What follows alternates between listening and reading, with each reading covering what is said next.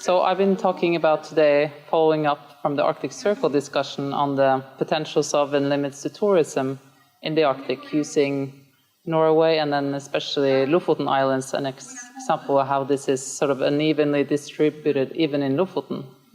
So while Lofoten is experiencing a kind of an overcrowding, many people feel, then you have this island of Røst that is finding ways to develop a strategy for tourism, and it's all based on how you experience the culture and the nature. So that's kind of a shift that we're seeing. And as was talked about at the Arctic Circle, you have this move from a kind of a niche to mainstream, where everyone comes to experience the islands. And in this way, there are much more activities going on, which in turn puts a lot of pressure not only on mountains, but also on small fishing villages, which are in many ways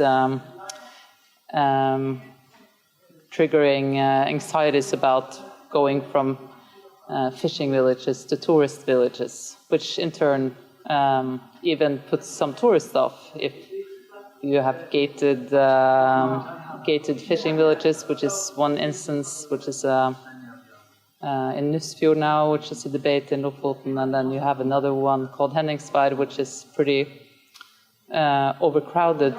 They had their first complaints by tourists last year, I heard. So in finding a way to keep your authenticity and keep your culture, you need to think about how you also maintain the local practices and knowledges. So many people talk about how you build this on the fishing industry, for example. Locals would say that there is no use in the tourist industry if you don't have the local fishermen, and which would also be the case probably for most tourists who come to visit.